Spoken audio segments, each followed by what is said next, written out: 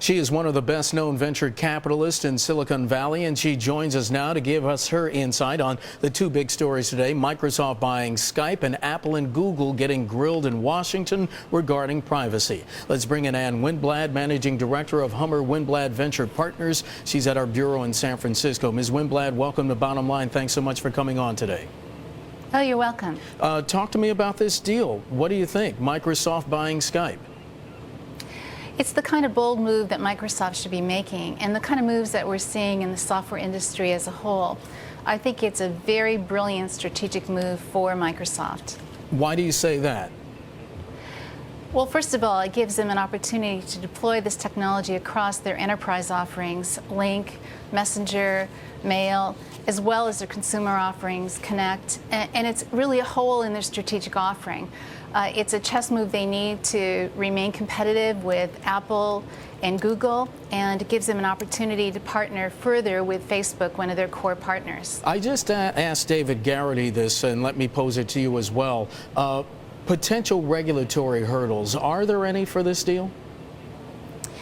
Well, I don't know whether there'll be regulatory hurdles, and I'm not the right person to ask about that. I'm sure this will be looked at, but I don't see why this would be a regulatory issue for Skype and Microsoft. The question has been asked throughout the day about the price. Did Microsoft pay too much?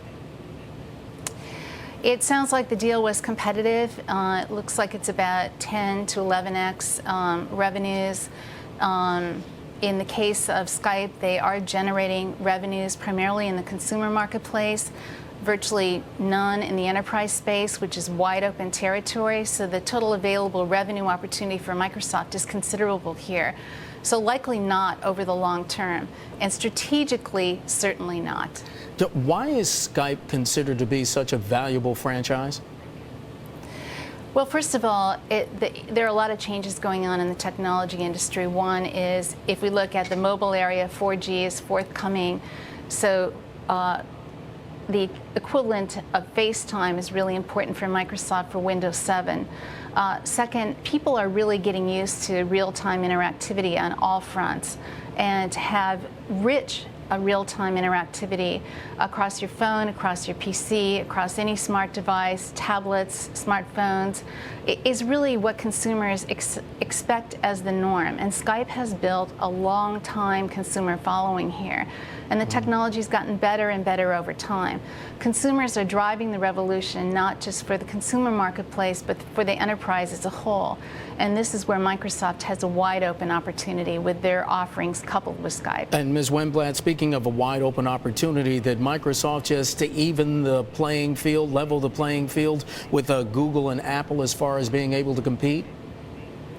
Well, it's never a level playing field, but they're on the playing field with Skype. I do think that it's a very competitive time for the technology space, and it's interesting to know who's competing with whom. But they're on the playing field, which is really important, and they weren't on pre-Skype. And I should mention, I like the phrase because it's never a playing field, spoken like someone who in fact was a pioneer and who knows better than most of us. I also was talking about Apple and Google. They were getting hammered on Capitol Hill today. What were the concerns that were being expressed there? Well, the bigger picture is about data. In the next 10 years, there'll be 44 times more data out there than there was 10 years before. 44 times. We're going to zettabytes of data. 80% of that data is unstructured. The value of corporations is moving to the data layer. We as consumers are generating tremendous amounts of data, whether we're Facebook users, whether we're Twitter users, whether we're just email users. And what's happening here with the data layer, this is all very, very new. So what we're seeing is our regulators and our government looking ahead to say, do consumers care about this data? Do they want their data protected? How should we regulate it, or should we regulate it at all? And this is happening as a result of all sorts of activities: data breaches, knowledge of where your data is, lack of knowledge of where your data is. Right. And it is a moving freight train. Yep. Ms. Winblad, in our last 30 seconds, does this mean possibly that the industry is going to have to regulate itself? It does mean that consumers may care more about their data And it does also mean that vendors care about their brands. So there will be self-regulation to care for customers. But it is likely that there'll be more regulations coming down the pipe, like we've seen for HIPAA, PCI, and others. Self-regulation and government regulation, they're both in the cards. Ann Winblad, the managing director of Hummer Winblad Venture Partners, joining us from our bureau in San Francisco. Ms. Winblad, it's been a pleasure. Thanks so much. You're welcome.